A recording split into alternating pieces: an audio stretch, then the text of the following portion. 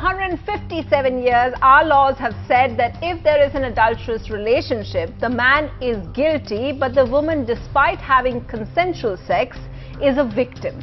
The presumption was that a woman must have been lured into having an illicit relationship, that she couldn't possibly doing it for her own pleasure or choice.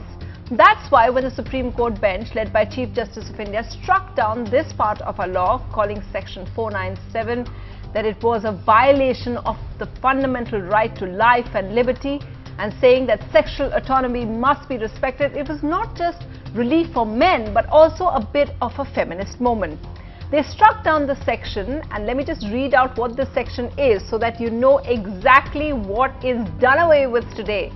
It says that whoever has sexual intercourse with a person who is and whom he knows or has reason to believe to be the wife of another man without the consent or connivance of that man, such sexual intercourse not amounting to offence of rape is guilty of the offence of adultery and shall be punished with imprisonment of either description for a term which may extend to 5 years, or with fine, or with both. In such case, the wife shall not be punishable as an abettor.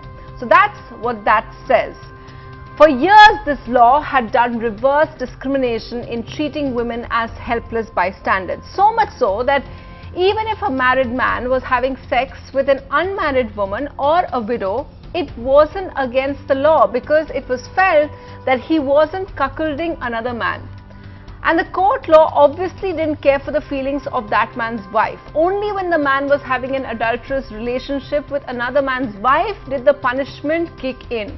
Well, today, the court upheld equality of gender before the law when it struck down this section. The court also went beyond it, speaking about the status of women, upholding her choices, her autonomy. The court said that there cannot be husband's monarchy over the wife, and that apart, there cannot be community exposition of masculine dominance. So these are some of the things that the court has said. Don't mistake it. It doesn't mean that if you commit adultery, there will be no consequences at all. It is still ground for divorce. All that today's judgment means is that consent is upheld and you won't be taken to jail for adultery. Why? Well, the court said in its order, if it is treated as a crime, there will be immense intrusion into the extreme privacy of the matrimonial sphere. And while reading out the judgment, the court pointed out various countries across the world which has decriminalized adultery. And it's not just the Western European countries as well. Japan, China, Brazil, Australia. Just like the 377 verdict, the court was bringing us up to date with modernity, to be proud that our laws stand up for equality. And while giving this judgment, Justice D.Y. Chandrachud overturned his own father's judgment from 1985, writing separate judgments which were also given by Justice Nariman, Justice Indu Malhotra and Chief Justice Deepak Mishra with Justice A.M. Khanwilkar. So we're going to take you through various aspects of this judgment, and talk about that. We have really interesting guests. First of all, of course, in studio we have the petitioner in this case, Kalishwaram Raj. He is the lawyer. He is the one who brought in that petition which has brought about this change of decriminalizing adultery. We also have divorce lawyer Mrinalini Deshmukh joining us from Mumbai, and we have two writers who have never thought there was anything wrong with adulterous relationships. They've made them heroes and heroines of their books. We have Meghna Pant joining us from Mumbai, and from Gurgaon we are joined by Ravinder Singh as well. So I want to take up various aspects of this. First of all, if we just look at the aspect of how it is, whether it is a feminist judgment or not, and to just talk about that, first of all, I just want to go across to Mrinalini Deshmukh. How many times, if you look at just section 497, how many people have been punished with it?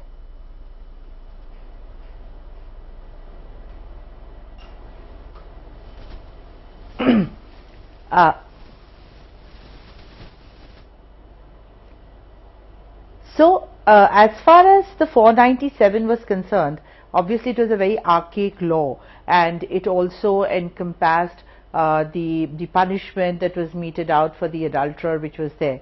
But if you go to see the reality which was there, the conviction in adultery cases was not really very high for various reasons. And the reason which I can cite as a lawyer is that in cases like this, sometimes being a matrimonial offence, and I have myself dealt with this, quite a few of them, parties do settle the matter. And once the matter gets settled, then these cases are not pursued.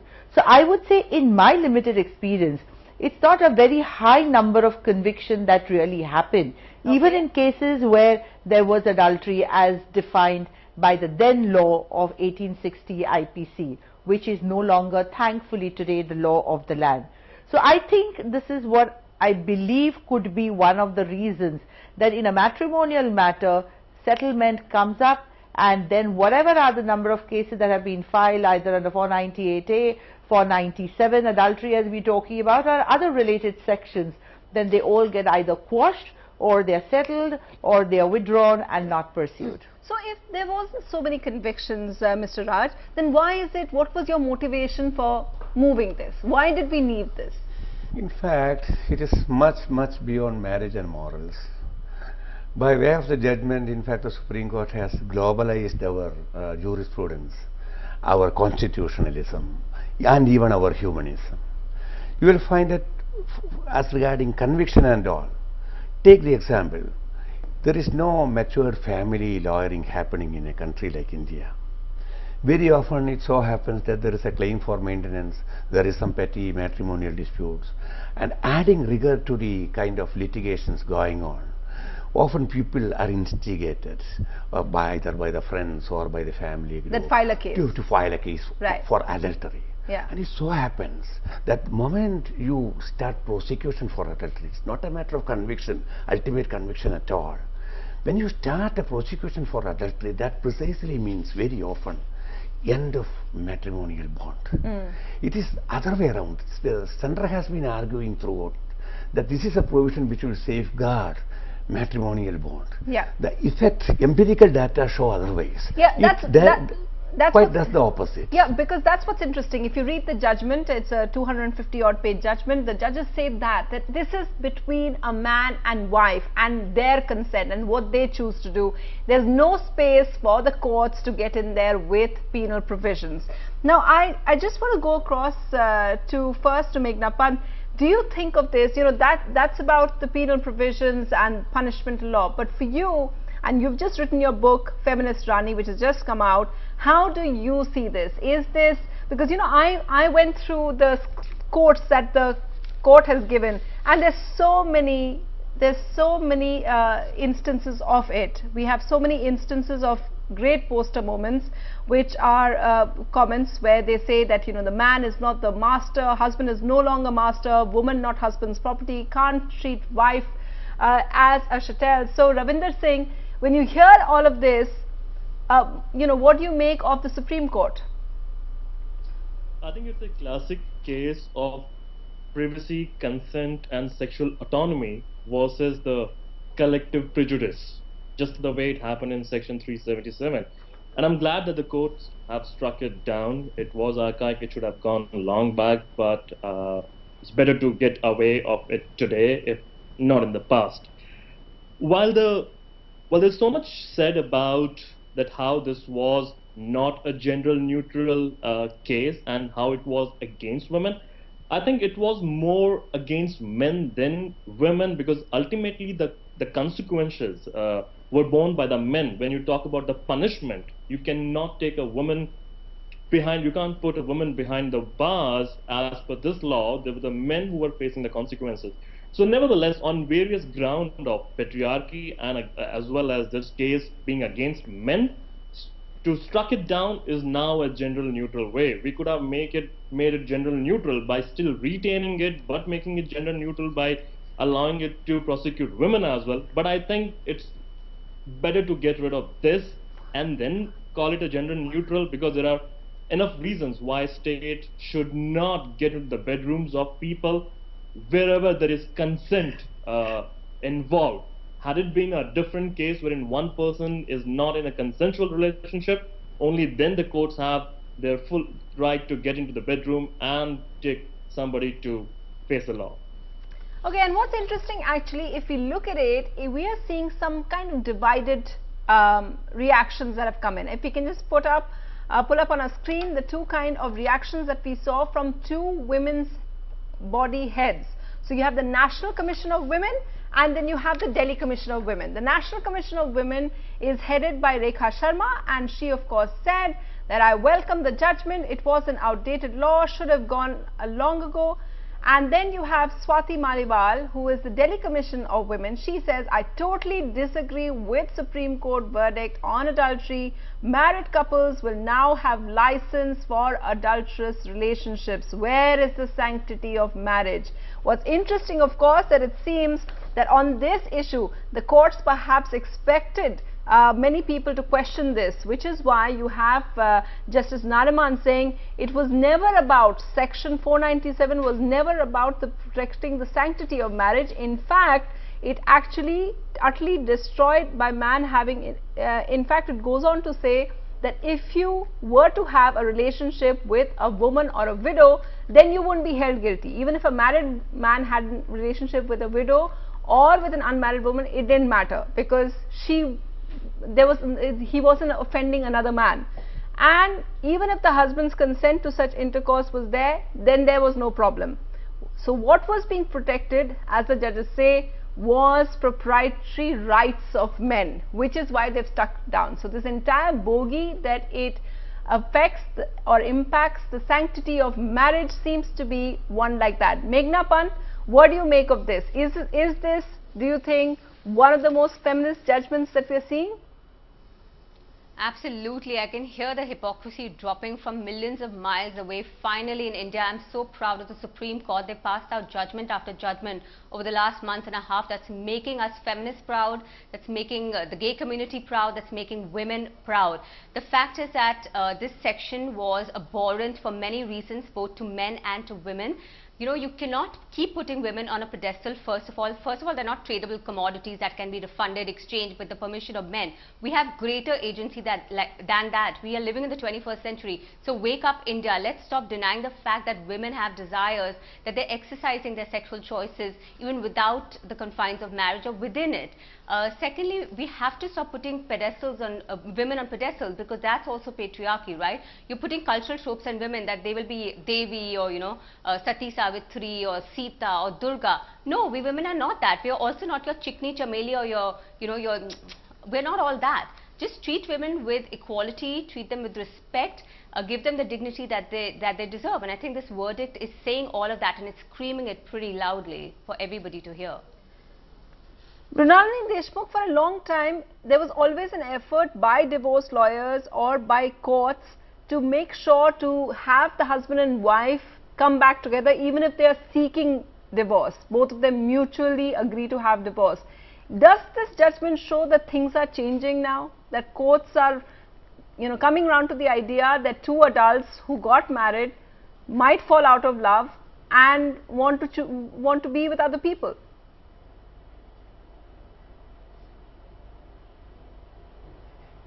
It's a very interesting aspect of this judgment that, Sunetra, you have pointed out. In fact, as a divorce lawyer and dealing with so many other cases which is there, I have come to a conclusion that there are a number of cases where there is an irretrievable breakdown of marriage. Sometimes it could be because people have fallen out of love. Sometimes it could be because of some kind of an abuse which is there in the relationship, or there are various other things which are there. So though the effort of the courts has always been to reconcile the parties, and I could also say that in my limited experience, that in a few of the cases where the charge of adultery was there against one of the partners to the marriage, even those cases we were able to reconcile the parties, because always saying that you know, you have to look at the larger interest, and if you can forget and forgive and move on in life and look at the sanctity of marriage, look at the family and so on and so forth, then you could also reconcile.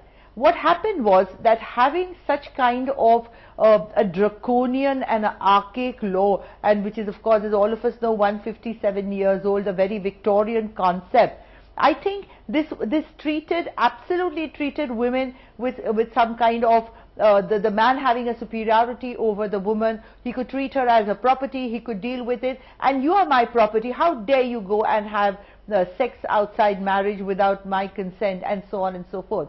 So even the wordings of the section, without the consent or the connivance, I mean, that itself is so derogatory. And no wonder the courts found it that this is against Article 21, it is against Article 14, 15, etc. And the reason behind this is that the man decides that whether I will give you consent or not. So in a situation, if a woman has the consent of the husband and she does commit adultery with a man, that is permissible, then that's not criminalized. So the section 497 had a lot of flaws. It was drawn up in 1860, where the whole concept of marriage, man, woman, gender equality, treating women with respect was never a part and parcel of the lawmakers or the framers of the statute. And that is why I think what the Supreme Court has come. And if you see Justice Chandrachud's the sort of verdict, or his part of the verdict that has come out with, it is so brilliant that it has really exalted the position of a woman by this judgment, really, and that is how the society should now look at the woman, and not like a property or a chattel which is there. I think his judgment really gives an extra status to the women in this stage. Yeah, his comments on Aadhaar and then this, they're both making him very, very popular. I just wanted to, before I go back to Ravinder Singh and to Meghna Pant, I wanted to ask you, so now that it's through, who have you got the maximum number of feedback from women or men? No, as far as I am concerned, see, this is more than a man-woman issue. It is rather, the judgment has precisely redefined the husband-wife relation, the man-woman relation. It has also redefined the state-citizen relation. The court in today's verdict has categorically emphasized that the state doesn't have any business with respect to private, intimate decisions or personal choices. That is, generally I have read somewhere, it requires 2 persons to tango, to dance, and 3 to commit adultery, the third being the state. Therefore, it so happens that the state doesn't have any legitimate interest or any compelling interest. There is no social harm involved. And I guess in this atmosphere, when the Supreme Court is saying yes to, taking away 377, decriminalizing homosexuality, it's just an atmosphere now where we are becoming more liberal, and this seems to be just another marker of that. Absolutely. We are scaling up the level of liberty in the country, and that is the political part of the judgment. It is much more than a matrimonial judgment. Exactly. Okay, I just want to push up. Everybody doesn't feel like that, and I want to see what Ravinder Singh, you think of this. Interesting kind of reactions coming in from politicians as well. Let's bring up what Uma Bharti has said on this judgment. Uma Bharti has said that women have always been respected in our society, and for all rights, equal rights was a Western concept, however. She said women have been considered superior to men in India. Wouldn't you say, Ravinder Singh, many would say that this is that typical idea that is there in India, that women are put on a pedestal. They're not treated as equals. It's the whole concept of Devi, that they're either seen as a sex worker or a prostitute or the wife or the Devi. So what do you make of that? Do you think this is the idea, this is the reaction that we are seeing? Sadly so, it has been this ideology of considering women as the Devi, and anything, if the woman steps out, it's an entire thing bursting at different level. Sex always had been a taboo subject in this country, and now in this particular decade we are breaking apart. We are talking about how humans and relationships have evolved, and we are being inclusive. Section 377 gone, 497 is a good thing happening in this country. Also, monogamy is not a universal norm. This I realized when I researched about the book that I was writing, and I met several people who I talked to, people in a relationship, people in a marriage, and my understanding of this entire issue has been that marriages do not fall apart because of one adulterous relationship. Do your readers like it when you have adulterous characters, Ravinder? Sorry, say that again? Do your readers object when your characters commit adultery? No, in fact, in the very city of Delhi, when I held a book launch, for this particular book that I talked about adulterous relationship, a lady walked into the launch along with her mother and talked about the entire concept of how her mother chose to be in an open relationship with her father. And that was a bold statement for a 17, 18-year young lady to make and talk about the choices. Now, an open relationship is not adulterous in a way because nobody is cheating the partner. And therefore, on those grounds of logic, she had all the accolades to herself. People are being more open about things and are able to relate. So the wonderful fact has been extramarital affairs have always remained a hush-hush affairs. We talk about them on the Friday night weekend parties over the drinks. We talk about them around the coffee vending machines on a Monday morning and talking about who's sleeping with whom. But now, instead of pushing the envelope under the carpet, let's say the elephant is in the room, and now that you have opened the cat and it's right in front of the pigeon, let's face it and talk about it rather than looking the other way around and saying everything is perfectly fine. Exactly. Meghna Pant, your reaction to Uma Bharti's equality is a foreign concept? She also qualifies it by saying, you know, women are superior. Her own work history. I don't think women or men are superior. You know, we keep talking about feminism as a concept. It's misunderstood. It's always women versus men. That's what people think of feminism. Feminism is not that. Feminism is women and men versus a system of patriarchy that has been unjust to both genders. So in our book Feminist, Rani, that you had just mentioned earlier, we've spoken about this. We've spoken about the fact that women are now exercising agency, they're exercising choice. For them, marriage is no longer a safety net. So we have like somebody like Kalki Koechlin, the actor, who says that marriage is bondage in India. You know, she was no longer identified by her own identity, which is very strong, but by her husband. So women are no longer tied into the bondage of this, you know, Mangal Sutra and Sindoor and Bindi. They have to prove their chastity like Sita. None of those concepts exist anymore. The fact is that women are stepping outside the bounds and we need to wake up to the reality. So in my book, for example, Happy Birthday, my short story collection, there's a woman who considers her man is hitting on her at a party, which is a very common scenario across urban India. And she's so exhausted by the thought of cheating because marriage takes so much out of a woman, doesn't it? It asks for so much sacrifice. Women are always told adjust kar lo. But in my recent book, The Trouble with Women, we see a woman who goes to an ashram and she actually finds herself in an orgy. And she goes out and experiences it because the simple fact that she wants to know what it's like to be touched properly because she's a victim of marital rape.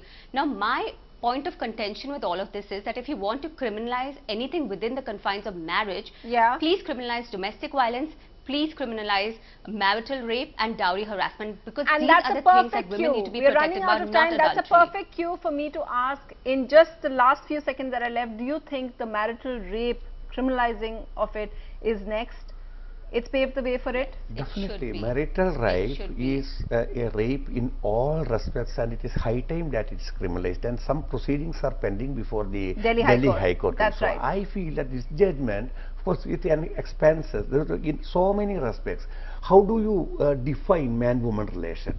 They will have to be while the court says you can't go into the bedroom, you cannot you cannot commoditize women any longer. This is a new jurisprudence evolving, and you will find that this sanctity of marriage argument, this is essentially a religious concept, not a constitutional concept. That's true. We are about social not about social morality. We are all talking about constitutional morality ever since 377 striking down. Well, that's what we are talking about as well, and it's great to see on Reality Check. It's great to talk about one progressive judgment after another, and that's what we're hoping for as well, that the other thing that women are fighting for, that marital rape is finally declared a crime in India, which it isn't till now. We hope to hear that from the courts as well. Thanks so much to all my guests for talking about this so candidly, and thanks for watching. Goodbye.